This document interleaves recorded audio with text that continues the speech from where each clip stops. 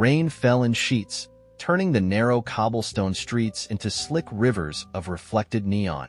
Somewhere in the distance, a church bell chimed the hour, its deep tolls swallowed by the hum of the city.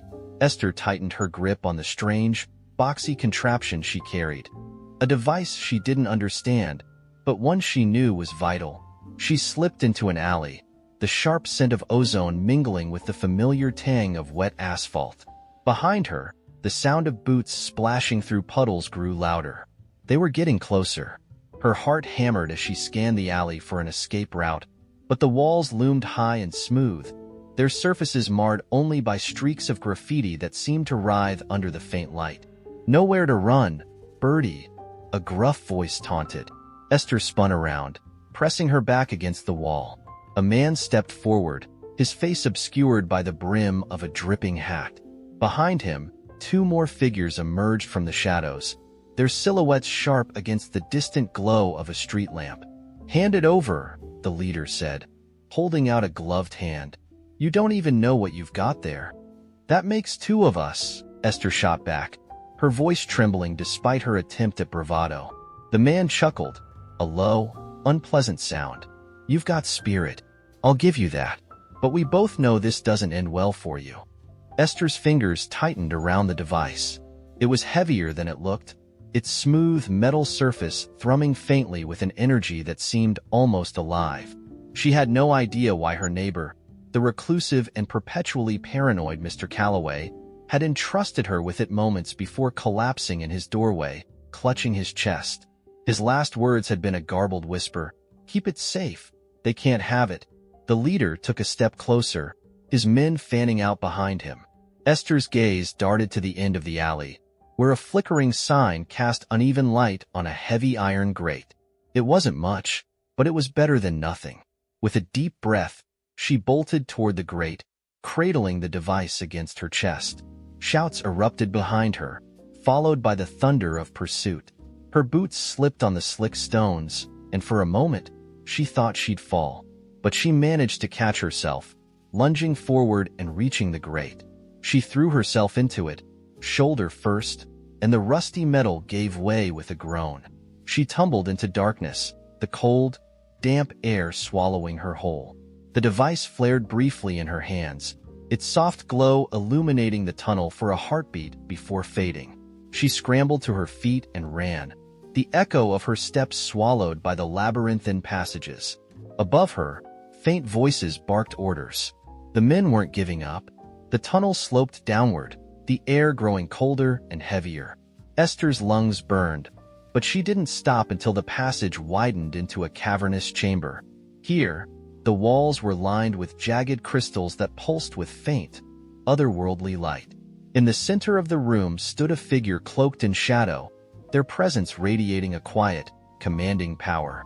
"You're late," the figure said, their voice reverberating in the chamber like a struck bell. Esther hesitated, clutching the device protectively. "Who are you?"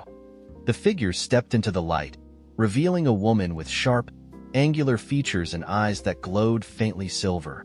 She looked human, but something about her felt off. Not wrong, exactly, but not entirely right either. "I'm the one Mr. Calloway trusted to guide you," the woman said. Her gaze flicked to the device. "And that's what's going to save all of us." Esther's grip tightened. "Save us from what? Those men? What do they even want with this thing?" The woman's expression darkened. "They're not men. Not anymore. And they want what's inside that device. The key to the Nexus." "The what?" Esther's voice cracked. "The Nexus," the woman repeated, stepping closer. "A bridge between worlds. It's been dormant for centuries, but now it's waking up. That device holds the coordinates to its location." Esther's head spun. "And why does that matter?" "Because," the woman said, her voice low and grave, "whoever controls the Nexus controls everything." Before Esther could respond, a metallic clang echoed through the tunnels. The hunters were closing in. The woman's eyes narrowed, and she reached into her cloak, pulling out a slender, gleaming blade that seemed to hum with its own energy. "We don't have time for questions," she said. "If you want to survive, follow me." Esther hesitated for a fraction of a second before nodding. Together, they plunged deeper into the labyrinth, the crystals casting eerie shadows that danced on the walls. The device grew warmer in Esther's hands, its vibrations quickening as if responding to their proximity to something monumental. The sound of pursuit grew louder, and soon the tunnels were alive with the clash of steel and the crackle of strange, arcane energy. The woman fought with a grace that was almost otherworldly, her blade cutting through the darkness like a comet. Esther did her best to stay out of the way, clutching the device like a lifeline. Finally, they emerged into a vast chamber, its ceiling lost in shadow. At its center was a colossal archway, carved from a stone that shimmered like liquid starlight. The air hummed with raw power, and Esther's breath caught in her throat. "This is it," the woman said, her voice barely audible over the resonance of the archway. She turned to Esther, her silver eyes intense. "The Nexus." The hunters burst into the chamber, their leader at the forefront. He looked past Esther, his gaze locking onto the archway with a hunger that made her skin crawl. "Activate it," the woman urged, her voice urgent. "Before they reach us." Esther hesitated, her hands trembling. She didn't know what would happen when the device interfaced with the Nexus, but she knew one thing for certain. The world as she knew it would never be the same. It started as a joke, really. My best friend Nora and I were sitting in my kitchen, midway through our third bottle of wine, when she said, "What if we threw the most ridiculous costume party ever? Like, no theme, total chaos. Everyone just wears whatever unhinged thing they can come up with." "That's the dumbest thing I've ever heard," I said, pouring another glass. "Let's do it." That's how it began. Two tipsy idiots scheming what would surely be the most talked about event in our social circle. Nora's boyfriend's cousin owned a rickety old barn on the edge of town, and we decided it was the perfect venue. She volunteered to secure it, and I agreed to handle the guest list, invites, and anything tech-wise, since, apparently, sending an email made me the resident IT expert. We split the rest. Nora would do decorations and entertainment. I'd take care of food and drinks. It sounded easy enough. The next morning, with a mild hangover and very little memory of our plan, I sent a mass text to about 50 people. "Costume chaos party. This Saturday. BYOC, bring your own chaos. More details soon." Nora texted me back an hour later. "You sent invites already? Without checking the barn?" I blinked at my phone. "Didn't you say your boyfriend's cousin was cool with it?" "I said I'd ask him," she replied. "What if it's booked? Or condemned?" But it wasn't condemned. It was worse. When we visited later that day, we discovered the barn wasn't a rustic Pinterest fantasy. It was a horror show. The floor was riddled with holes, the walls leaned precariously, and the only decor was a pile of forgotten farming equipment that looked like it belonged in a serial killer's basement. Nora's boyfriend's cousin, who reeked of gasoline and wore Crocs with socks, told us we could use it as long as we cleaned up after. "We can make this work," Nora said, hands on her hips like some kind of party planning visionary. "Sure," I muttered, "if everyone comes dressed as tetanus victims." We split up our tasks that night with vague promises to check in before the big day. And then we didn't. At all. Nora got busy with work. I got distracted with a new video game. Every now and then, one of us would text the other something like, "Got this totally covered," without specifying what this was. The morning of the party, I realized I hadn't actually bought any food or drinks. I panicked, running to the nearest grocery store and grabbing whatever was left. By the time I arrived at the barn that afternoon, my car was loaded with an absurd assortment of random items.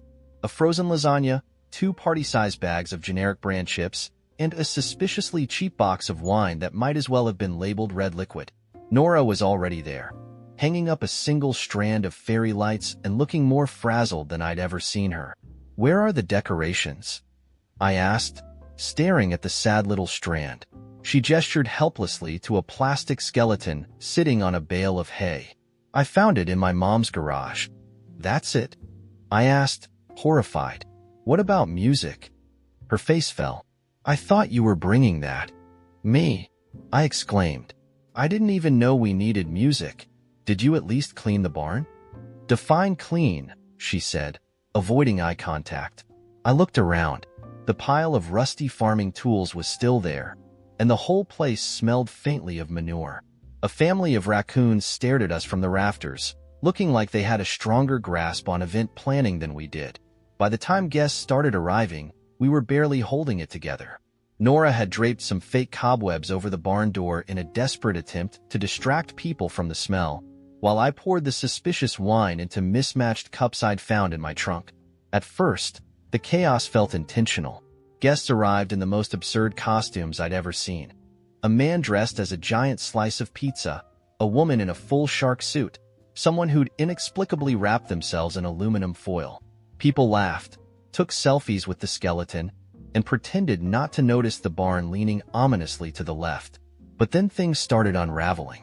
The music was a Spotify playlist I'd cobbled together in 5 minutes, which repeatedly cut out because there was no Wi-Fi and barely any cell service. The food situation was grim. The lasagna was still frozen, the chips ran out in 15 minutes, and someone spilled the cheap wine all over the skeleton, turning it into what looked like a murder prop.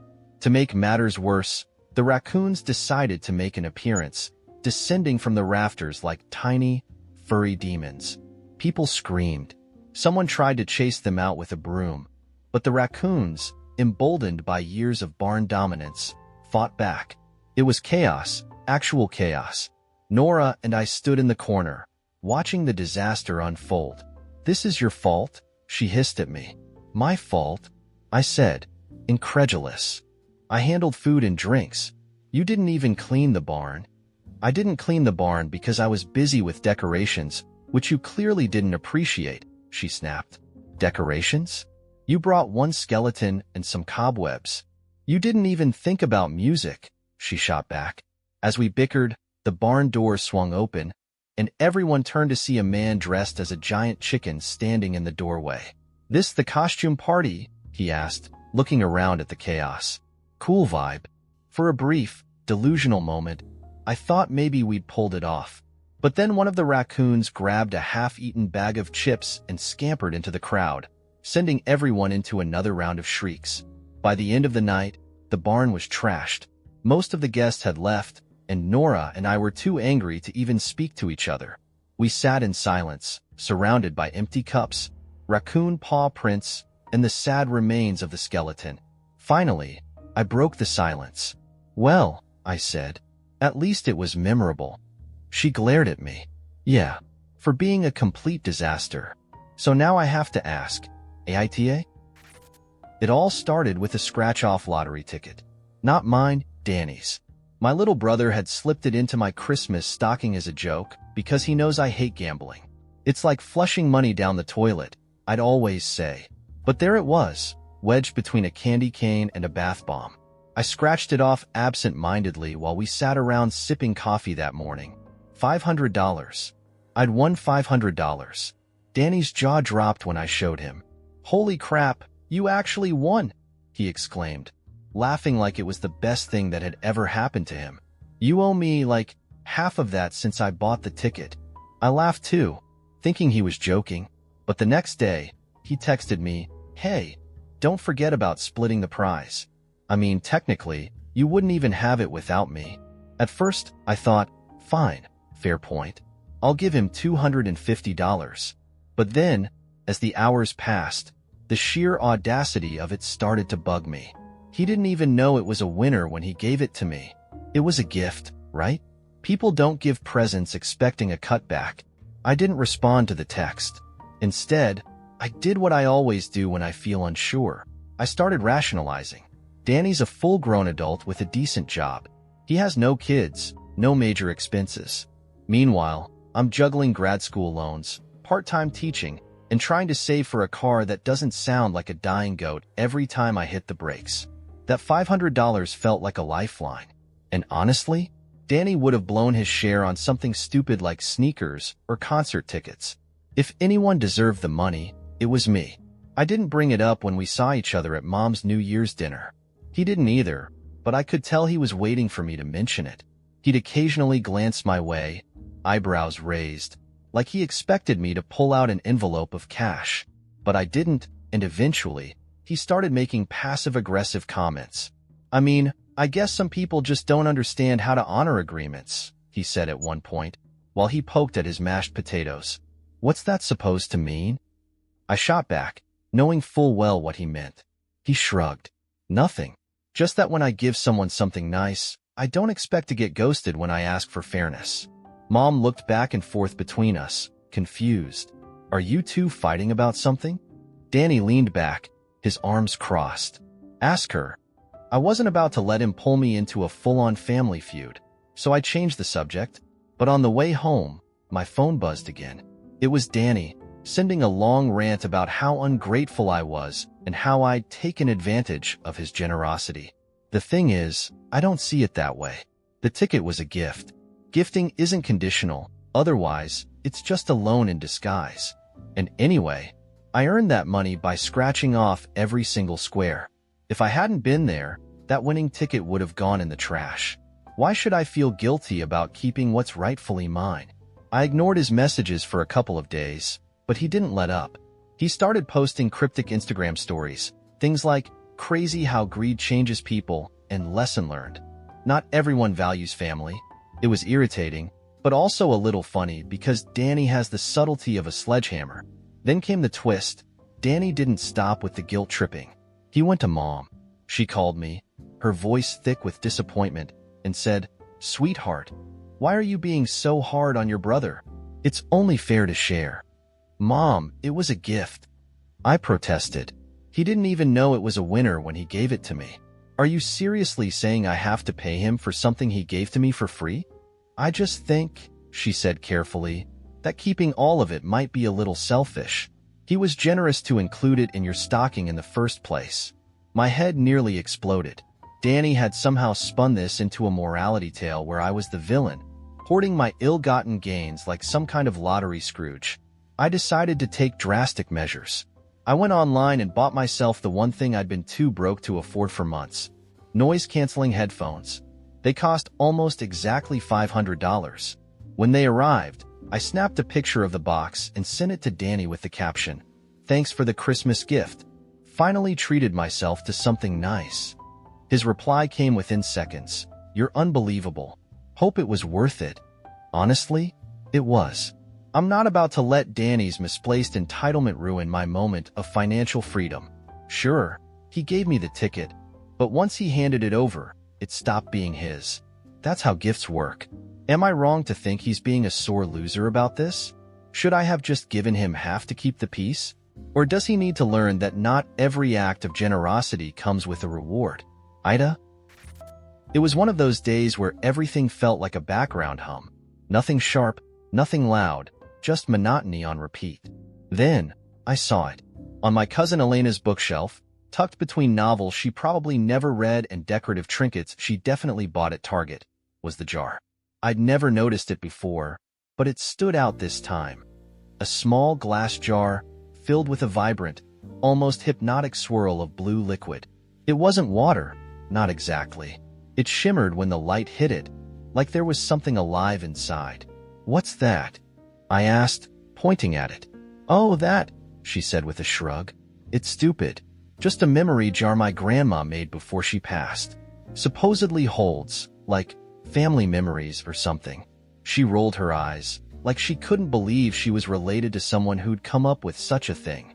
Kinda pretty though, right? I picked it up carefully. It was cold to the touch, and the liquid inside shifted slowly, almost deliberately. "What's a memory jar?" I asked. "No clue," she said. "Some old-world magic thing, according to her. She was always into that folklore stuff. Honestly, I only kept it because Mom would have killed me if I threw it out. Something about it fascinated me. The idea of memories, real ones, somehow trapped inside. Who wouldn't be curious? I asked if I could borrow it for a while, just to see if there was anything to the story. Elena laughed. "Knock yourself out," she said. "Just bring it back before Mom visits. She'll notice if it's missing, and I don't feel like getting a lecture about family heirlooms." I didn't even wait to get home. As soon as I got in my car, I unscrewed the lid. A faint whiff of something sweet and floral filled the air, like lavender with a hint of citrus. Then, I swear to God, I heard a whisper. Not a creepy horror movie whisper, but something soft and far away, like someone calling my name from the next room. I turned the jar upside down, but nothing came out, not even a drop. That night, I couldn't stop thinking about it. What if there really were memories inside? Could I see them? Feel them? I tried Googling memory jars and magic liquid memories, but all I got were Pinterest craft ideas and some dubious New Age blogs. Nothing explained what I was dealing with. I don't know what possessed me to do it, but I decided to drink it. Not the whole jar, just a sip. It didn't taste like anything, which somehow made it even weirder. But as soon as I swallowed, I felt it. A rush of images, sensations, smells. A market stall filled with spices, the rich aroma of cinnamon and cloves. A warm hand squeezing mine as we ran through a forest, laughing. The sound of bells, soft and distant. None of these things belonged to me, but they felt real. The next morning, I woke up with the jar still clutched in my hand. It was empty. I panicked. What if Elena's mom noticed? What if the jar was some priceless family artifact, and I just guzzled its contents like an idiot? I filled it with water, hoping the difference wouldn't be obvious, and put it back on Elena's shelf later that day. She didn't even notice. But things got weird after that. I started dreaming about people I'd never met. A man with a crooked smile who always smelled like pine. A woman singing a lullaby in a language I didn't understand. And in those dreams, I wasn't just watching. I was there, living them. At first, I thought it was cool. I mean, who wouldn't want to experience someone else's memories? But then the lines started to blur. I'd be sitting in a meeting at work and suddenly feel like I was back at the market, bartering for saffron. Or I'd be making coffee in my kitchen and catch myself humming that strange lullaby. The worst part? I started forgetting my own memories. Little things at first, like where I'd parked my car or what I'd had for dinner the night before. But then bigger stuff, birthdays, conversations, even faces. I was losing pieces of myself, replaced by fragments of strangers. I went back to Elena's house, desperate to figure out what I'd unleashed. When I asked her about the jar again, she just shrugged. Told you it was some weird old thing. Why? Did something happen? I wanted to tell her everything, but how do you explain to someone that you accidentally drank a family heirloom and now you're becoming someone or something else?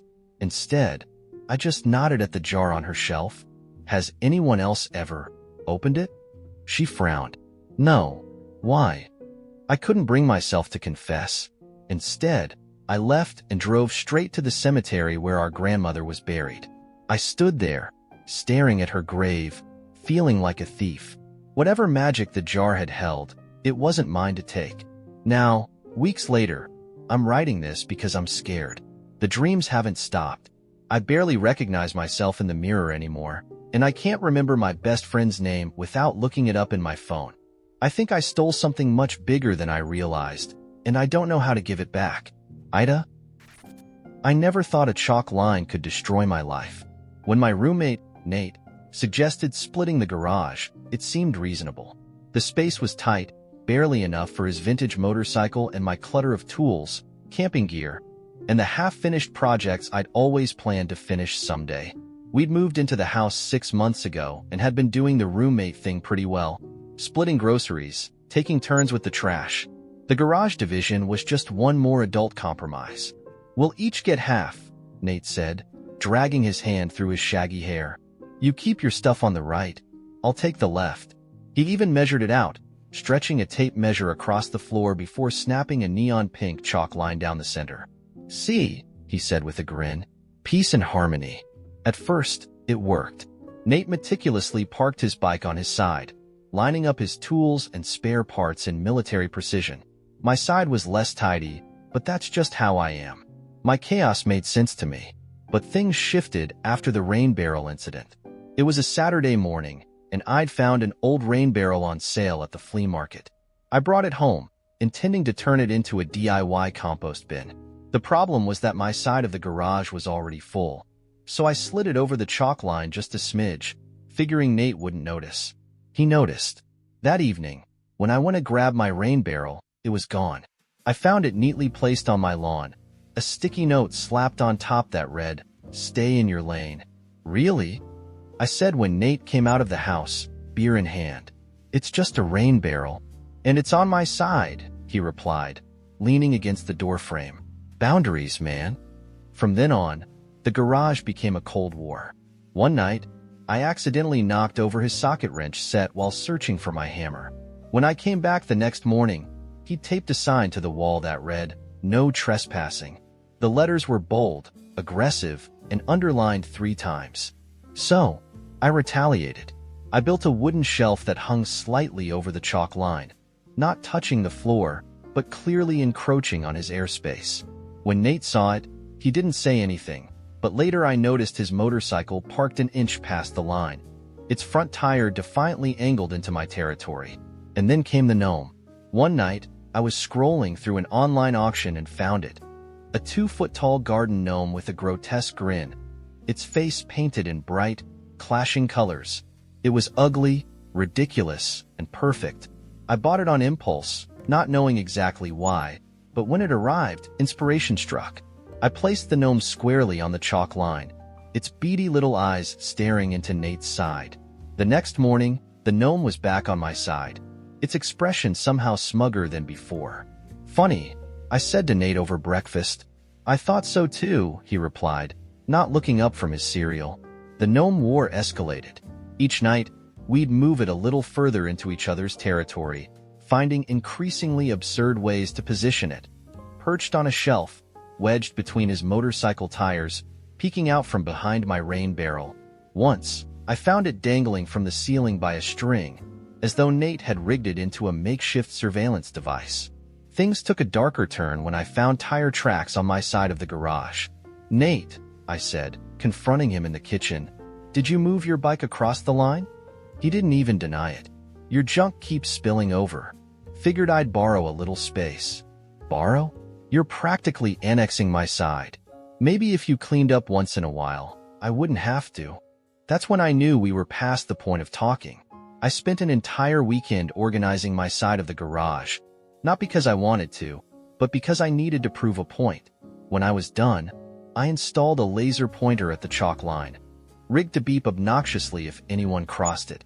Nate responded by setting up an old mirror on his side, reflecting the laser directly back into my eyes whenever I opened the garage door.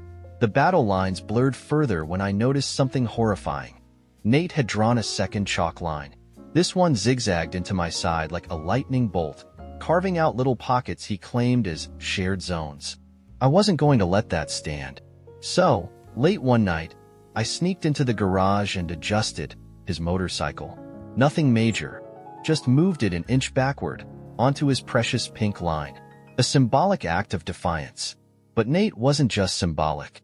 The next day, I came home to find all my tools in the driveway, lined up like an execution squad. The rain barrel was upside down, and the gnome was buried headfirst in a flower pot. We didn't speak for 2 days after that. It wasn't until Tuesday evening that things finally boiled over. I heard the crash from the living room, a metallic clatter that rattled the whole house. Rushing to the garage, I found Nate standing over my shattered rain barrel, the chalk lines smudged and blurred beneath the debris. "You crossed the line," I said, my voice shaking. He laughed bitterly. "What line? There's no line anymore. Just your crap everywhere." "It's not just my crap. It's our garage." "Then maybe we need separate garages," he snapped, storming out. Now I sit here, staring at the remains of the rain barrel, the smudged chalk line, and the gnome, who somehow ended up in the rafters during the chaos. The garage is silent, except for the faint creak of the gnome's string swaying in the breeze. Was I wrong to push back? Was he wrong to escalate? Or maybe, was it the gnome all along? AITA? It started with a post-it note on the fridge. "Pick something new tonight," it said in Maddie's scrawled handwriting, a half-smiley face drawn underneath. I stared at it for a moment, clutching the box of leftover pizza I'd been scrounging for, feeling vaguely threatened. Something new. After last week's debacle, 3 hours spent debating the merits of laugh-track sitcoms versus brooding crime dramas, I didn't have much faith in the new process. Maddie and I had been together long enough to know each other's tastes were gravitationally opposed. She wanted escapism and joy. I wanted complexity and chaos. The idea of finding a middle ground felt as probable as discovering life on Mars. That night, she plopped down on the couch with her fluffy blanket and a bowl of popcorn, radiating optimism. "Okay," she said, stretching out like a cat. "Tonight, we're breaking free. No rom-coms, no grimdark detectives. Something different." "You say that every time," I pointed out, collapsing beside her with the pizza. "And we always end up rewatching The Office." "Not tonight," she declared. "I made a list." Maddie, I should mention, is a master of lists. Grocery lists, packing lists, lists of things to do when she's bored. She's even made a list of the lists she's planning to make. She pulled her phone out and flipped it around to show me. "Check it out." It wasn't just a list, it was a spreadsheet, color-coded. Each potential show or movie had a brief description, genre tags, and a column labeled Vibes. "Vibes?" I asked, raising an eyebrow. "It's the most important column," she said matter-of-factly. "If it doesn't have the right vibes, what's the point?" I scanned the options, mildly horrified. There was a historical drama about people wearing impractical wigs, a documentary about competitive flower arranging, and something called space corgis. "This is a lot," I said finally. "What even is this one?" I pointed at a row labeled Dreamscape Chronicles. Maddie's eyes lit up. "Oh, it's a mini-series where the characters travel into each other's dreams. It's supposed to be trippy and weird, but like, in a fun way." I frowned, skeptical. "And what are the vibes on that one?" "Magical chaotic with a dash of existential whimsy," she replied without missing a beat. I couldn't argue with that, mostly because I didn't know what it meant. "Fine," I said, leaning back and gesturing grandly. "Let's get whimsical." The show started innocently enough. A group of strangers waking up in a shared dream, confused and mildly panicked. The special effects were questionable. Everything had a cheap, glittery quality, like someone had discovered Photoshop's lens flare tool and gone to town. But the story had an odd charm. The characters were figuring out how their fears and desires shaped the dream world, which was basically a kaleidoscope of chaos. "Whoa, did you see that?" Maddie exclaimed as a giant floating snail with human hands drifted by. "That's definitely someone's unresolved trauma." "It's also nightmare fuel," I muttered, but I couldn't look away. By the end of the first episode, one of the characters had accidentally transformed into a sentient puddle, and another was stuck in an infinite staircase made of their childhood memories. Maddie was fully engrossed, muttering theories under her breath like a detective at a crime scene. I didn't hate it, though I wasn't ready to admit that yet. "Next episode?" she asked, her voice almost hopeful. I hesitated. It wasn't my usual fare. There was no murder, no conspiracies, no grim-faced antiheroes. But it was undeniably intriguing. "Sure," I said. "Why not?" We dove in, and something strange started to happen. The more we watched, the more the show felt like it was peeling back layers of my own subconscious. One episode featured a character trying to escape a maze filled with their exes, all of whom were demanding closure. Another forced a character to relive the same awkward family dinner over and over, the turkey growing larger and more aggressive each time. It was absurd, but it hit uncomfortably close to home. "Do you think dreams mean something?" Maddie asked at one point, her voice unusually serious. I shrugged, watching as a dream unicorn dissolved into a pile of glittery goo on screen. "Probably. Or maybe they're just the brain's version of doodling when it's bored." She didn't respond immediately, and when I glanced over, I saw she was frowning slightly. "What do you dream about?" she asked, turning to look at me. I froze. Not because I didn't know, but because I did. My dreams were often messy, tangled things. Half-forgotten arguments, impossible staircases, shadows that chased me without ever catching up. But saying that out loud felt like bearing something raw. "Nothing interesting," I said finally. Maddie didn't press, but I could tell she didn't believe me. The next night, she surprised me by picking a show I'd been curious about for months, The Void Calls. It was bleak and cerebral, with a plot that revolved around a mysterious signal driving people insane. I figured Maddie would hate it, but she curled up beside me without complaint, her popcorn bowl in hand. By the end of the first episode, she was visibly tense. "I don't like that sound," she said, referring to the low-frequency hum that underscored the show. It makes my teeth feel weird. That's the point, I said, grinning. It's supposed to get under your skin. It's working, she muttered, but she didn't ask to turn it off. Over the next few weeks, our routine shifted.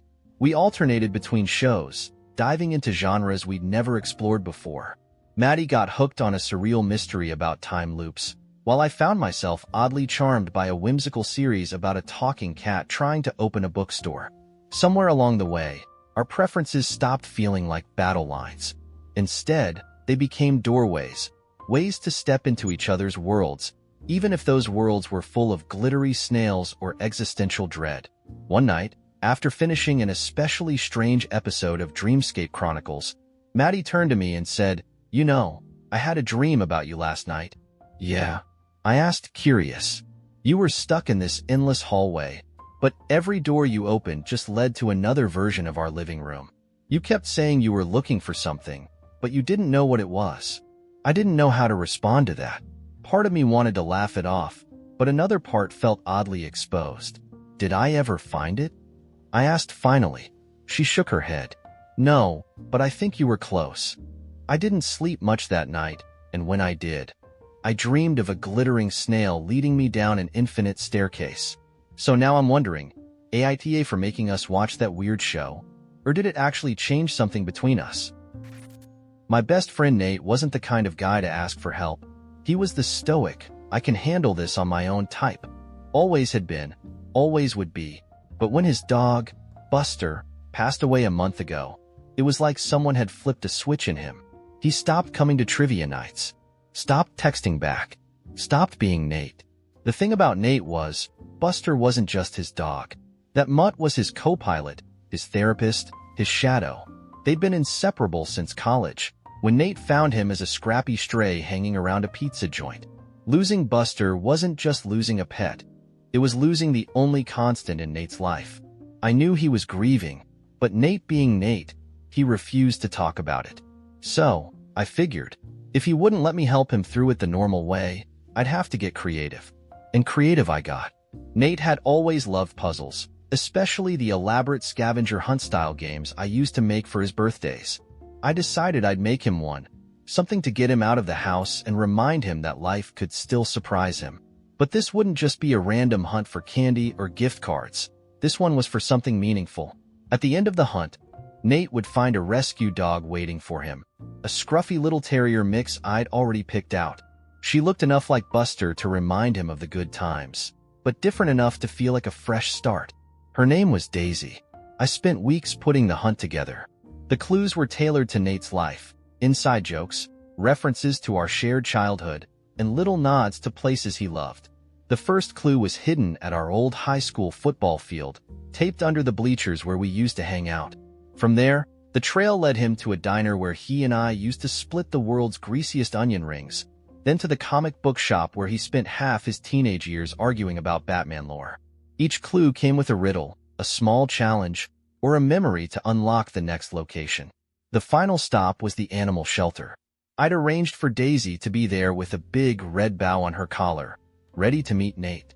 I couldn't wait to see his face when he realized what I'd done. The day of the hunt, I sent Nate the first clue in a plain envelope, slipped under his door. I waited anxiously for him to text me. When he finally did, it was just a simple, "What is this?" "You'll see," I replied, grinning at my phone. He followed the trail, exactly as I'd hoped. I got updates along the way, a selfie of him at the diner, a picture of the comic shop riddle solved on a napkin. By the time he texted me, "Final stop, animal shelter?" I was practically vibrating with excitement. I rushed to meet him there, eager to see his reaction when he met Daisy. But when I arrived, I didn't find a smiling, teary-eyed Nate. Instead, I found him pacing in the shelter parking lot, visibly angry. "What the hell, Alex?" he snapped the moment he saw me. I froze. "What's wrong?" "What's wrong?" he repeated, his voice rising. "You thought this was a good idea? To shove another dog in my face like some cheap replacement for Buster?" "Wait, no, that's not," I stammered, completely caught off guard. "It's not a replacement, Nate. I just thought." "You didn't think?" He cut me off, jabbing a finger in my direction. "You didn't think about what I actually need right now. You just decided this would fix me and went ahead with your little plan. Do you know how messed up this feels? Like you're saying, here, move on already." I wasn't trying to say that. I protested, my voice small. I wanted to help you. I thought Daisy." "Daisy?" he scoffed. "You even named her?"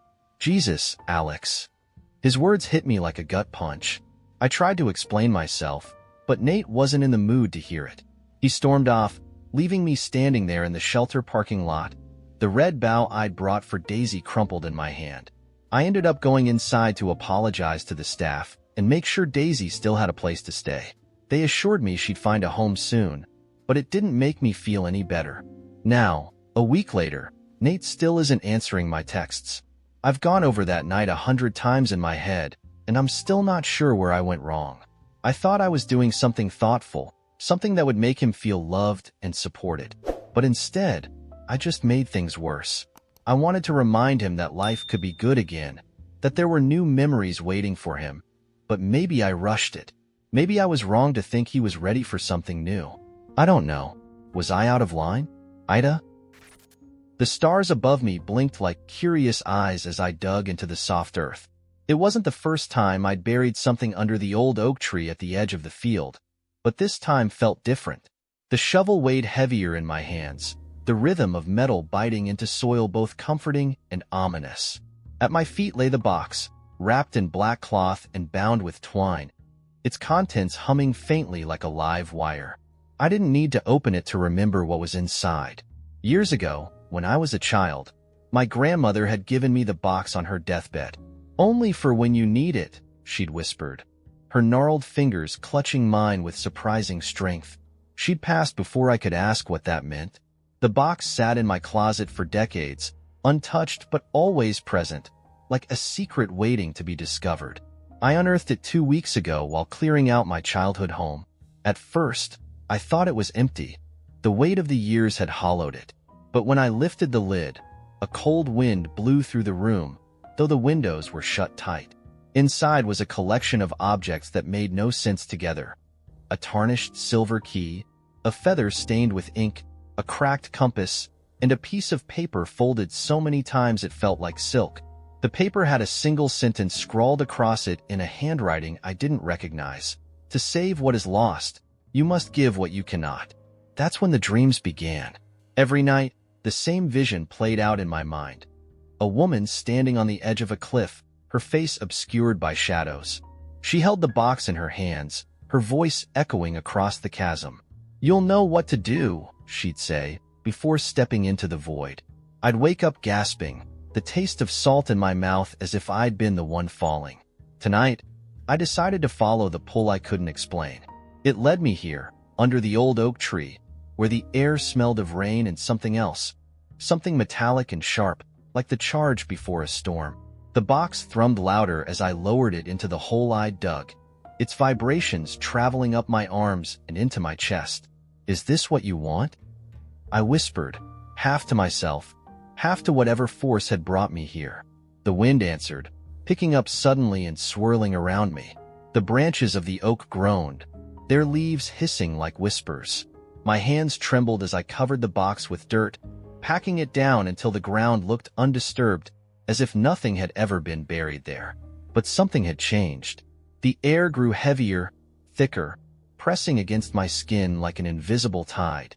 Then came the sound, a deep, resonant hum that seemed to emanate from the earth itself.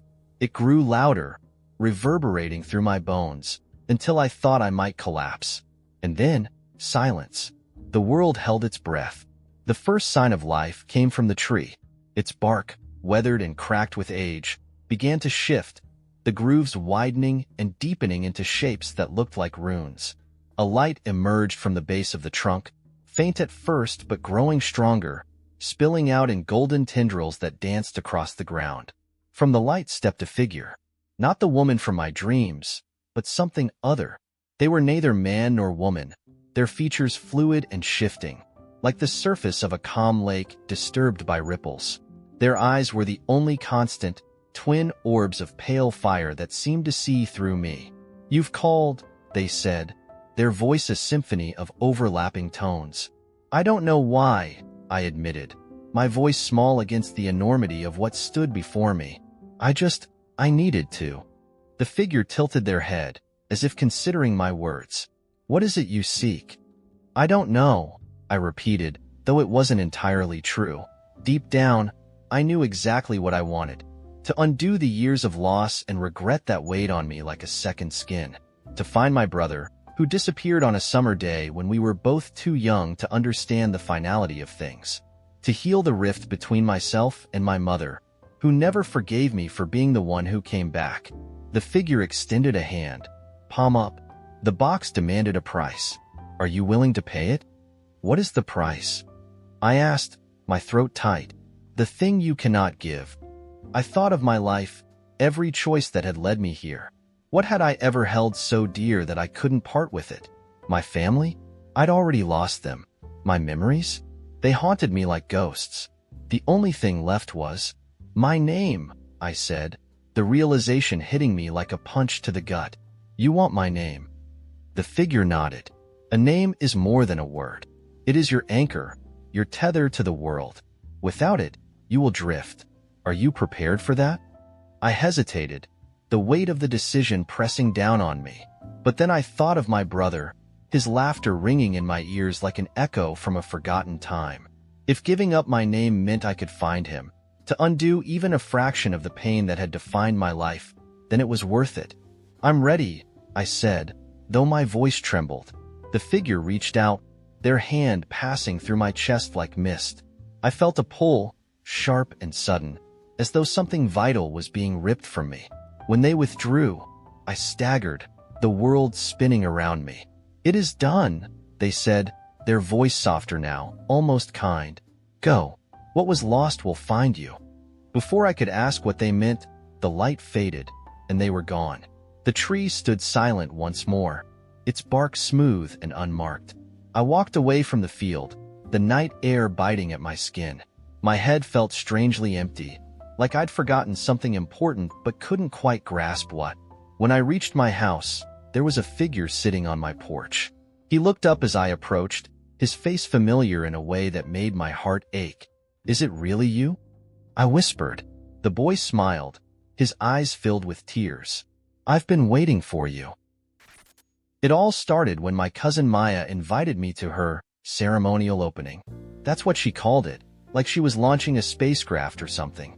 I didn't even know what it was at first because the invitation was a mess of florals and cursive fonts that made my head hurt. But when I squinted long enough, I figured it out. She was opening a yoga studio.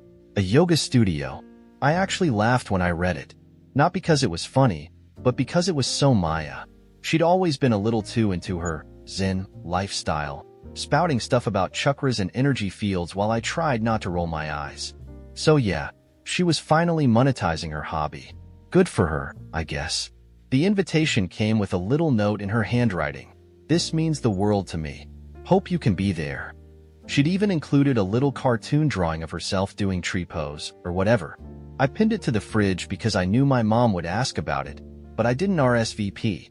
It wasn't like it was an actual life event, like a wedding or a baby shower. It was just her putting up a sign and doing some deep breathing. Maya was always dramatic, so she'd get over it. The date crept up, and I thought about texting her to say I couldn't make it, but I didn't feel like dealing with the whole back and forth. Instead, I ignored it. The day of the event, I took myself out to brunch, ordered a massive stack of pancakes, and felt no guilt about skipping. I figured it would be a room full of people in linen pants chanting while someone played a gong. Not really my vibe. A week later, I got a text from Maya. It started normal enough. Hey, how's it going? But then came the kicker. I noticed you didn't come to the studio opening. Everything okay? I stared at my phone, chewing on my lip. She'd noticed. Of course she had. I typed back something about being busy with work, tossed in a congrats though, for good measure, and thought that would be the end of it. It wasn't. Maya called me that evening. I answered, half hoping it would be a quick chat, but her tone told me otherwise. You didn't come, she said flatly. No hello, no warm-up. Just those 3 words, as heavy as bricks. I told you, I said, trying to sound breezy. Work's been crazy. Crazy enough you couldn't spare an hour? Her voice cracked, and for a moment, I thought she might actually cry. Do you have any idea how much it meant to me to invite you? How nervous I was standing up there, talking about this dream I've worked on for years and not seeing you in the crowd. Maya, come on, I said, exhaling sharply. It's a yoga studio. It's not like I missed your graduation. That's exactly the problem, she snapped. You think it's stupid. You've always thought the stuff I care about is stupid. But this isn't just some hobby anymore. It's my life. I opened my mouth to argue but stopped. She wasn't wrong. I'd spent years side-eyeing her Instagram posts about crystal healing and moon rituals, rolling my eyes whenever she started a sentence with the universe. I hadn't just dismissed her studio opening. I dismissed her. Maya, I didn't mean to hurt you, I said finally. I just didn't think it was that big of a deal. Well, it was to me, she said, and there was nothing woo-woo about her tone, just raw disappointment. I thought you'd understand, or at least pretend to care, but you didn't even bother. The call ended awkwardly, with me mumbling another apology and her saying, I've gotta go. I wanted to believe that was the end of it, but the next time we had a family gathering, the rift between us was obvious. Maya barely looked at me, and when she did, her expression was cold.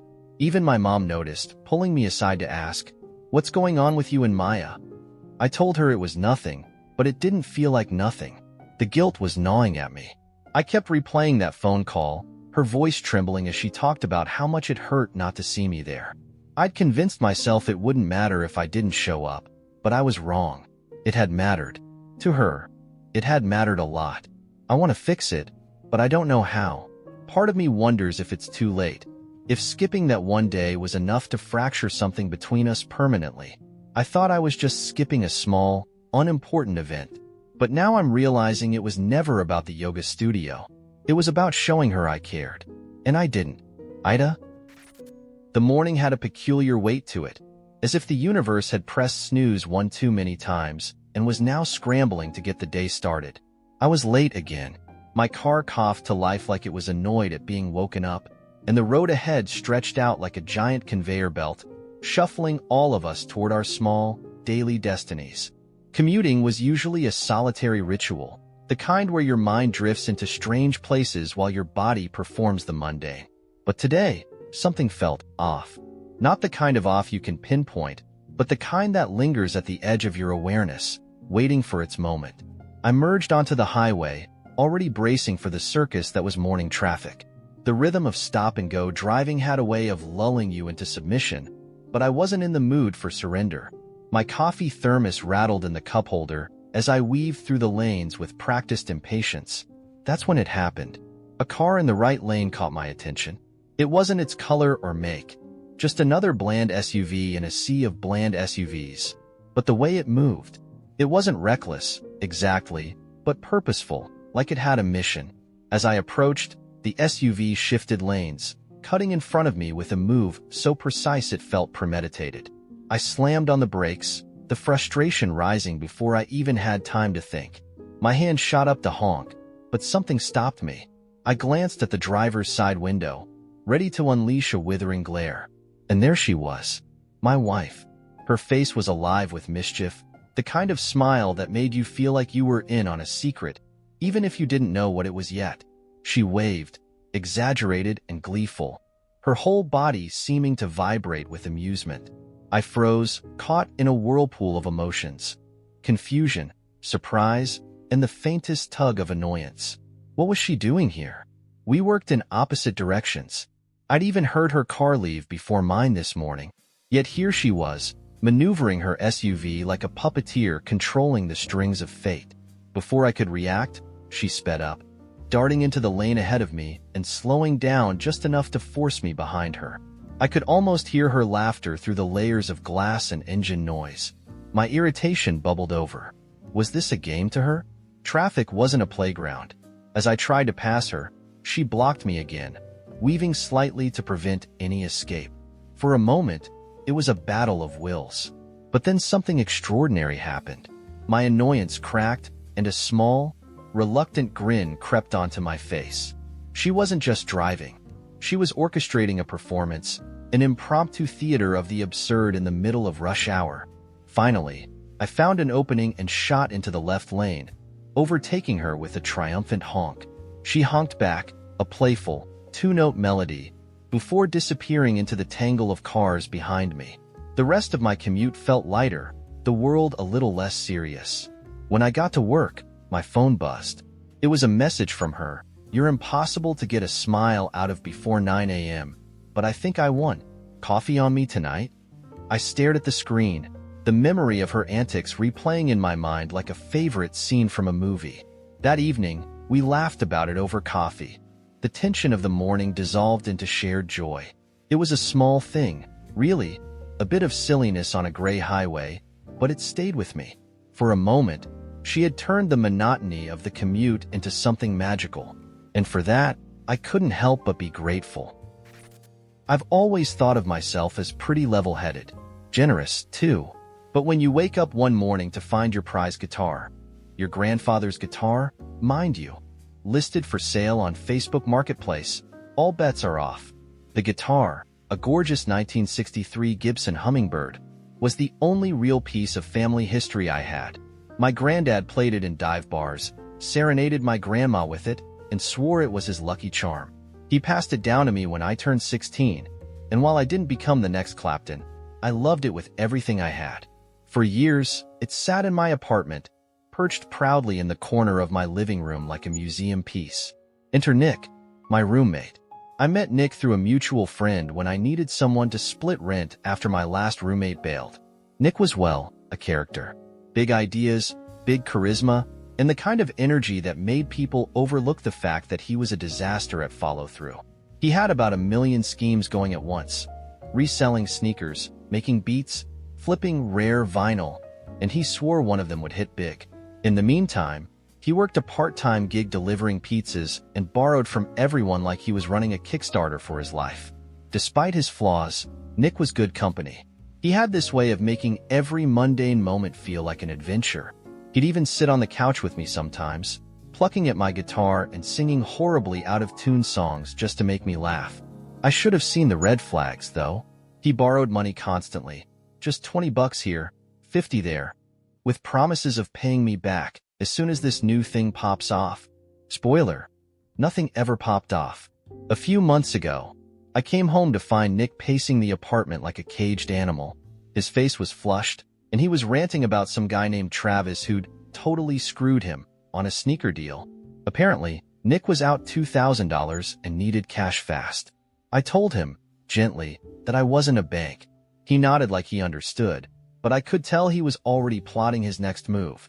Fast forward to last week. I'd just gotten home from work when I noticed something was off. The corner of the living room, the sacred corner where my hummingbird sat, was empty. At first, I thought maybe Nick had moved it. He'd been cleaning earlier, a rare but welcome occurrence, and I figured he'd stashed it somewhere. But after a frantic search of the apartment, I came up empty. That's when I checked Marketplace. There it was. My guitar, listed for $4,000. The seller's profile? Nick. My hands shook as I dialed his number. He didn't pick up, so I left a voicemail that was less a message and more a series of enraged noises. When he finally came home that evening, carrying a bag of takeout like it was any other day, I was waiting for him. "Where's my guitar?" I asked, blocking the door. Nick froze. "Okay, listen, before you freak out, you stole my guitar and tried to sell it." "It's not stealing," he said, holding up his hands. "I was gonna pay you back with the money I made from it. I figured it was just sitting there, and you'd barely even notice." I didn't let him finish. "Nick, that guitar isn't just mine. It's my granddad's. It's worth more to me than your entire sneaker collection, and you think I wouldn't notice it missing?" He started stammering excuses. How he was desperate, how he thought I'd understand, how he was gonna fix it. It all blurred together in my ears. I was so furious I couldn't see straight. "Fix it how?" I snapped. "By pawning off the next thing you think I won't miss?" He looked genuinely hurt. "I wouldn't do that, man. I'm just in a rough spot, and I thought you'd have my back. You're acting like I'm some kind of criminal. You are a criminal. This is literally theft, Nick." I shouted. After more back and forth, he finally confessed he hadn't sold the guitar yet. It was still in his car. I demanded he bring it inside immediately, and when he handed it over, I checked every inch of it for damage. Thankfully, it was intact, but the sight of Nick's greasy fingerprints on the fretboard made me want to scream all over again. That night, I locked the guitar in my room and started browsing listings for new roommates. I figured the whole fiasco was over, until yesterday when I got a text from Nick. He wrote, "Hey, I've been thinking, and I don't think I'm the only one in the wrong here. You've been pretty unsupportive of me, and if you just helped me out when I needed it, none of this would have happened. Maybe next time, think about how your actions affect other people." I stared at my phone, baffled. My actions? My actions? I haven't replied yet because I genuinely don't know what to say. Was I wrong for refusing to lend him the money in the first place? Should I have been more understanding? Or is Nick completely delusional for thinking any of this is on me? AITA? It all began with a scream, a high-pitched, blood-curdling shriek from the direction of my mother's backyard hydrangeas. I dropped the box of streamers I'd been carrying, sprinted outside, and found Cassie, my cousin and co-conspirator, staring at something in the bushes. She turned to me, her face a mix of horror and fury. "Did you know about this?" "Know about what?" I asked, squinting into the shadows. She jabbed a finger at the bushes. The gnome. The creepy, evil little gnome. There it was. A ceramic garden gnome, grinning up at us like it had plans to steal our wallets and possibly our souls. Its nose was chipped, and someone had given it a crude paint job that made its eyes look like they were glowing. "Oh," I said, stifling a laugh. "That's been here for years. It's like Dad's thing." "Your dad collects haunted gnomes?" "No, just this one. It's kind of a joke." Cassie didn't look amused. "Well, it's ruining the vibe." The vibe she was referring to was the surprise garden soiree we were planning for my mom's 50th birthday. The stakes were high. Mom wasn't just a gardener. She was a gardening influencer. Her backyard had been featured in magazines, on YouTube, even in some weird niche blog that ranked it the number 3 Zen paradise in the Midwest. This party wasn't just a celebration. It was a tribute to her empire. But Cassie and I had a fundamental disagreement about what kind of tribute it should be. Cassie, ever the perfectionist, wanted to host a meticulously curated dinner party with fancy appetizers and floral centerpieces that matched the hydrangeas. I, on the other hand, had been leaning towards something quirkier, more personal, like a garden scavenger hunt, complete with funny clues and prizes. We'd been locked in a passive-aggressive battle for weeks, each trying to subtly steer the party in our direction without outright vetoing the other's ideas. And now this gnome had become ground zero for our creative differences. "I'll move it," I said, reaching for the gnome. Cassie grabbed my arm. "No, you don't just move it. You bury it." "Bury it?" I laughed. "It's a piece of family history. It's a piece of nightmare fuel," she shot back. "We can't have it lurking in the background of the photos. People will think your mom's garden is cursed." "Or," I countered, "people will think it's hilarious, and Mom will get a kick out of it." Cassie glared at me like I just suggested setting the hydrangeas on fire. "You think this is about being funny? This is about aesthetics. Cohesion." I stared at her. It's a party, not an audition for Architectural Digest, and that was the moment things really spiraled. Over the next few days, we started escalating our sabotage campaigns. Cassie, determined to enforce her vision of elegance, secretly ordered monogram napkins, a string quartet, and enough candles to set a small village ablaze. Meanwhile, I snuck in my scavenger hunt supplies, hid quirky decorations around the garden, including a sign that said, "Hydrangea Hysteria," and recruited my younger brother to help me rig a projector for a surprise slideshow of Mom's worst gardening fails. By the night before the party, the backyard was a chaotic mix of whimsy and formality. The quartet's instruments clashed with the rainbow streamers I'd hung from the pergola. The elegant table settings looked out of place next to the inflatable flamingos I'd planted by the koi pond. The entire thing was a visual disaster, and neither of us was willing to back down. The breaking point came at midnight when I discovered Cassie had, accidentally, thrown out my scavenger hunt clues. In retaliation, I swapped out her fancy floral centerpieces for bouquets made entirely of plastic daisies. When Mom walked into the yard the next morning, we were still arguing over whether the flamingos should stay, my vote, or go Cassie's. She stopped dead in her tracks, her eyes scanning the chaos. I braced myself for a lecture. Instead, she burst out laughing. "Oh my God," she said, clutching her sides. "This is the most ridiculous thing I've ever seen. I love it." Cassie and I froze, mid-argument. "You love it?" Cassie asked cautiously. "Of course I do," Mom said, still laughing. "It's perfect. It's you too." She gestured at the mismatched decor. "Cassie, your stuff is so polished. And you?" She pointed at me, grinning. "You're like a walking Pinterest board for chaos. This whole party is like a love letter from both of you."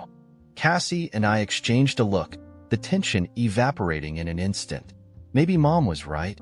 Maybe the clashing elements didn't matter as much as the fact that we both put so much heart into making this day special for her. The gnome, however, still had to go. "I'm sorry," Mom said, wiping tears of laughter from her eyes, "but that thing gives me the creeps." Fair enough. We buried it under the hydrangeas later that night, a secret Cassie and I swore we'd take to our graves. But as I think back on it now, I can't help but wonder, AITA? A dumb one. Jake and I were on our third glass of wine, sitting on the living room floor after dinner because, for some reason, we decided the couch was too formal. The topic of pets came up as it often did lately. Our apartment was too quiet, too neat, too boring, and Jake made an offhand comment. "You couldn't handle a cat. Too independent for you." "Oh, and you think you'd be great with a dog?" I shot back, swirling my wine like I was making a point in a courtroom. "Dogs require effort, you know, patience." He smirked, the kind of smirk that always makes me want to prove him wrong. "Okay, then, let's test it." "Test what?" He leaned forward, that mischievous glint in his eye. "We each pick our perfect pet. Spend a week with it. Whoever admits defeat first has to do the other's chores for a month." I laughed, but he was dead serious. "What does admit defeat even mean? Like, give up on the animal?" "Not necessarily," he said. "Just admit the other person was right. That their choice is better." The wine and his cocky grin got the better of me, so I said yes. The next morning, Jake was already Googling adoption options. By noon, we were at a rescue center, separating like competitors in a reality show. He made a beeline for the cat area, where sleek felines lounged like they were auditioning for a luxury commercial. I headed straight for the dogs, where every wagging tail felt like a victory. Jake chose a cat named Mortimer, a fluffy gray beast with piercing green eyes and an air of royalty. "He's perfect," Jake said, cradling Mortimer like a newborn. Mortimer immediately hissed at me, which Jake interpreted as a sign of his excellent taste. I, meanwhile, found Daisy, a scrappy mutt with floppy ears and a tail that wagged so hard it could probably generate electricity. "This one," I declared. Daisy licked my face in agreement. The first night was illuminating. Jake spent the evening trying to coax Mortimer out from under the bed. "He's just shy," Jake insisted, dangling a feather toy that Mortimer swatted half-heartedly before retreating to the shadows like a feline Batman. Daisy, on the other hand, was not shy. Within an hour, she had chewed through one of my sneakers, knocked over a houseplant, and discovered the joys of barking at her own reflection in the window. "She's spirited," I said defensively when Jake raised an eyebrow. The week that followed was pure chaos. Jake insisted Mortimer was bonding with him because the cat occasionally deigned to nap near his laptop while he worked. But I wasn't convinced. Mortimer seemed more interested in tormenting Jake, knocking pins off the desk, meowing insistently at 3 a.m., and staring at him with palpable disdain. "Mortimer is refined," Jake argued one morning, bleary-eyed from lack of sleep. "He's teaching me patience. Daisy's teaching me cardio." I shot back, trying to wrangle her leash as she dragged me down the sidewalk like a sled dog. Despite the chaos, something unexpected happened. One evening, Jake fell asleep on the couch, and I caught Mortimer creeping toward him, his usual aloofness replaced by curiosity. To my surprise, Mortimer hopped onto Jake's chest and curled up, his purring audible from across the room. It was weirdly sweet. Then there was Daisy, who usually operated at the speed of light, but had moments of surprising gentleness. Like the time I tripped over my own feet during a walk and landed flat on the pavement. Daisy immediately stopped tugging on the leash, pressing her warm, furry body against me as if to say, "It's okay. I've got you." By the 6th day, the lines between my pet and his pet were starting to blur. Mortimer would occasionally slink over to me, rubbing his head against my leg before retreating to his throne of indifference. And Daisy, for all her energy, would trot over to Jake with a slobbery tennis ball, her tail wagging like she'd discovered the meaning of life. On the final night of our bet, we sat on the couch, the animals flanking us like furry bookends. Mortimer sprawled elegantly on the armrest, watching us with narrowed eyes, while Daisy had her head in Jake's lap, her tail thumping against the cushions. "Well?" Jake asked, scratching Daisy behind the ears. "Ready to admit defeat?" I laughed. "You first." But the thing was, I didn't feel defeated. Sure, Daisy had her moments of utter insanity, but she'd brought an energy to the apartment that I hadn't realized I was craving. And Mortimer, for all his aloofness, had a quiet charm that grew on me, like a song you don't realize you love until it's stuck in your head. "Let's call it a tie," I said finally. Jake raised an eyebrow. "A tie? That's not how bets work. It is if we keep them both." His eyes widened. "Both? Are you serious? Do you have any idea how much chaos that would be? More chaos than this bet?" He paused, looking from Daisy to Mortimer, then back to me. "Fine," he said, laughing, "but you're cleaning the litter box." "Deal. But you're in charge of walks." So here we are, a month later, with a cat who rules the house like a tiny tyrant and a dog who thinks every day is the best day of her life. The apartment is louder, messier, and infinitely more alive. And I wouldn't have it any other way. AITA? The day I discovered the book, I hadn't meant to go down that alley. The shortcut was an impulse, a flicker of laziness as I lugged a bag of groceries home. It was a narrow, crooked path wedged between two old brick buildings that smelled of damp concrete and something metallic. Halfway through, a small, battered bookstore appeared on my left, its faded green awning barely clinging to its frame. A handwritten sign in the window read, "Books find you."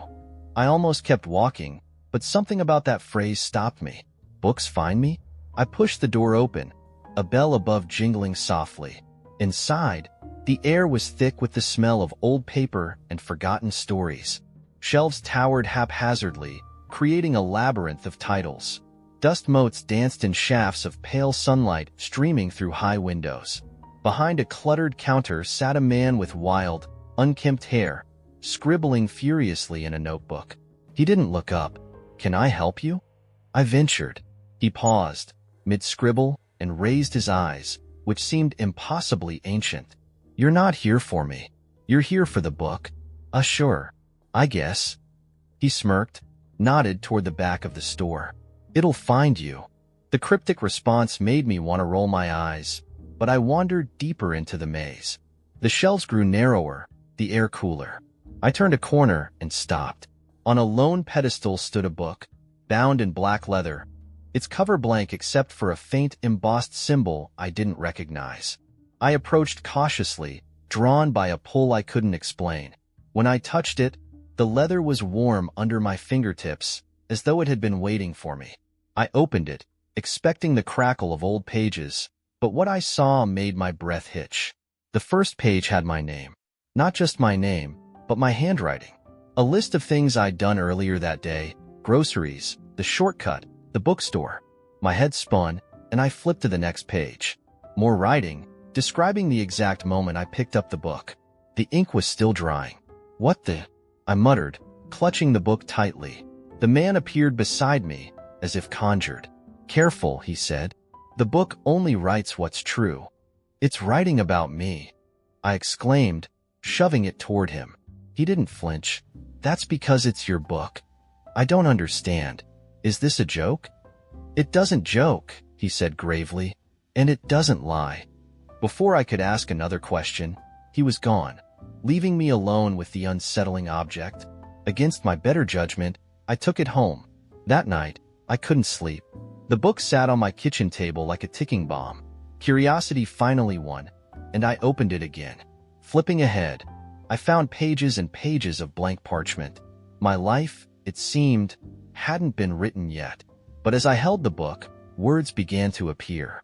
Tomorrow, you will receive a letter. Open it carefully. The seal is sharp. The handwriting was mine, but I hadn't written it. My heart raced. Was this some kind of elaborate prank? Or was the book really predicting, no, documenting, my future? The next day, I found a letter in my mailbox. The envelope was thick, the seal ornate, just as the book described. My hand shook as I opened it, accidentally slicing my thumb on the wax seal. A drop of blood smeared the paper, as though the book had anticipated even that. Inside was an invitation. Your presence is requested at the Emporium of Forgotten Paths midnight. Come alone. I almost didn't go. Almost. But the pull of the book was too strong. Its pages too eerily accurate. At 11:59 p.m., I stood outside an unmarked door in a part of town I'd never been to before. The book was tucked under my arm. My heart beat loud in my ears. The door creaked open, revealing a room bathed in golden light. A circular table stood in the center, surrounded by people of all ages, each holding a book identical to mine. They turned to look at me, their faces reflecting a mix of relief and curiosity. "Another one," said a woman with silver hair, her voice soft yet commanding. "Another what?" I asked, stepping hesitantly inside. "A keeper," she replied. "Someone chosen by the books." I looked at the others. Each held their book protectively, as though it were a piece of themselves. "What does it mean?" I asked. The silver-haired woman gestured for me to sit. "The books are not just stories. They're paths, choices. Every word shapes the world in ways you cannot yet see." "Do I control it?" I asked, gripping my book tightly. She shook her head. "The book doesn't control you, nor do you control it. It reveals what needs to be seen, sometimes to guide you, sometimes to warn you, and sometimes," a younger man added, "to save you." "From what?" The room fell silent. The silver-haired woman finally spoke. "From yourself. Or, more accurately, from the parts of yourself you don't yet understand." Over the weeks that followed, I learned what she meant. The book didn't just document my life. It illuminated crossroads I hadn't noticed, choices I didn't know I was making. One entry warned me to leave my apartment a few minutes early, and I narrowly avoided a car accident. Another described a stranger I would meet, urging me to trust them. That stranger became a friend who changed my life. But the book wasn't always comforting. Some pages spoke of losses I couldn't prevent, of pain I would have to endure. "The book writes the truth," the silver-haired woman had said, and the truth, I learned, could be brutal. Still, I kept it close, not out of fear, but because it became a part of me. The others at the Emporium became my mentors, my family. Together, we pieced together the mysteries of the books, their origins, their purpose. Years later, I returned to the bookstore where it all began. The green awning was gone, replaced by a blank facade. The bell above the door was silent. Inside, the shelves were empty, the counter abandoned. I called out, but no one answered. As I turned to leave, my book warmed under my arm. I opened it, and new words appeared. Some stories end. Others are waiting to begin. I smiled. Somewhere, in some forgotten corner, another book was waiting for someone to find it. And their story would be unlike anything the world had ever seen. The first sign that our vacation planning would spiral into chaos was the spreadsheet. I should have known better, but optimism is a stubborn thing, isn't it? We'll just put our ideas down in a shared document, I had suggested innocently, imagining a civilized discussion. 2 hours later, Alex sent me a link labeled Vacation Synergy document. Inside were color-coded columns, formulas, and, God help me, a weighted scoring system. "This is ridiculous," I said, squinting at the screen. "You have a whole category for vibes?" Alex was unfazed, sitting cross-legged on the couch with their laptop. "Yes, because vibes are important. I'm not spending 2 weeks somewhere that feels like a corporate retreat." "Vibes," I repeated. You're giving vibes a higher weight than, I don't know, activities. Alex shot me a look over their glasses. Because I need relaxation. You, on the other hand, seem to think activities are the entire point of a vacation. Hence, the spreadsheet. Touché. The debate had been brewing for weeks. I wanted an epic trip. Machu Picchu, the Northern Lights, something we could tell our grandkids about someday. Alex wanted the opposite. A luxurious, tranquil beach retreat. The kind where time became irrelevant, and the only decision was what to order from the swim-up bar. We tried compromise. I proposed combining both, maybe Iceland with a spa day thrown in, but Alex vetoed it. The whole point of a spa day is not having just climbed a glacier, they argued. Alex suggested the Maldives with a scuba diving excursion. That's an activity, they said with a winning smile. It's adventurous. Fish are exciting. Fish, I deadpanned. Sure, truly thrilling. By the time the spreadsheet entered the picture, we'd hit an impasse. The stakes felt higher than just a vacation. It was about how we saw the world and, maybe, how we saw each other. I craved adventure, the kind that shakes you out of your ordinary self and leaves you a little breathless. Alex craved escape, a chance to exhale after years of grinding away in a high-stress job. Neither of us wanted to admit it, but we were afraid of letting the other person down.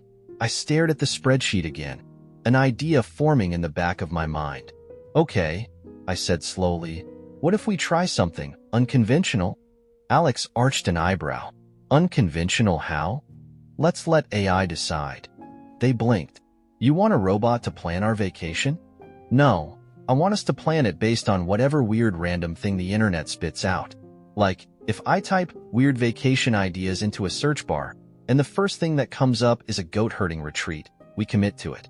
No second-guessing. Alex stared at me like I just suggested skydiving without a parachute. That's the dumbest idea I've ever heard. Exactly, I said, grinning. But we're stuck. This could be fun. Think of it as an adventure and compromise. Their lips twitched. You're serious? Dead serious. After a moment of silence, Alex sighed. Fine. But if this spits out something horrifying, like an underwater survival camp, I'm blaming you. We sat down with my laptop, and I typed the fateful words, weird vacation ideas. The first result was innocuous enough. The world's most unique accommodations. We clicked. The list included an underwater hotel, a yurt suspended in the treetops, and an ice igloo in Finland. But one entry caught Alex's attention. A castle in rural Scotland that hosted immersive medieval experiences, complete with costumes, feasts, and lessons in falconry. This, Alex said, pointing at the screen. This is it. Wait, what? This? I stared at the listing. You want to go LARPing in a Scottish castle? It's not LARPing, they said, though their voice suggested they were lying. It's history. It's relaxing. There's probably wine involved. I wasn't entirely sold, but Alex's enthusiasm was contagious. Fine, I said, but if we're doing this, I'm learning how to wield a broadsword. Deal, Alex said, grinning. A month later, we were standing at the gates of Stonehaven Keep, a towering, moss-covered fortress straight out of a fantasy novel. The air smelled of peat and rain, and a man in a chainmail tunic was showing us to our rooms. I could hear distant bagpipes. It was surreal. The next few days were a bizarre fever dream. By day, we trained with knights, who taught us how to joust badly, and fight with swords, also badly. By night, we feasted on roast meats and endless goblets of wine while actors regaled us with dramatic tales of betrayal and intrigue. To my surprise, Alex embraced the chaos. They insisted on wearing their velvet gown everywhere, even when it was wildly impractical. I was born for this life, they declared, lounging in a throne-like chair while holding a turkey leg. For my part, I discovered that falconry was both terrifying and exhilarating. There was something oddly poetic about standing on the windy cliffs, a hawk perched on my arm, as Alex snapped photos and yelled, "You look like an action movie poster." The trip didn't fit into either of our original visions, and that was the magic of it. It was ridiculous and over the top, but it brought us closer in ways we didn't expect. Alex even admitted, on our last day, that the hike we took to a nearby waterfall was kind of nice, actually. And me? I realized that slowing down, just a little, wasn't the end of the world. Sometimes, the adventure is less about the destination and more about who you're with. So, AITA for turning our vacation into a medieval fever dream? Or am I a genius?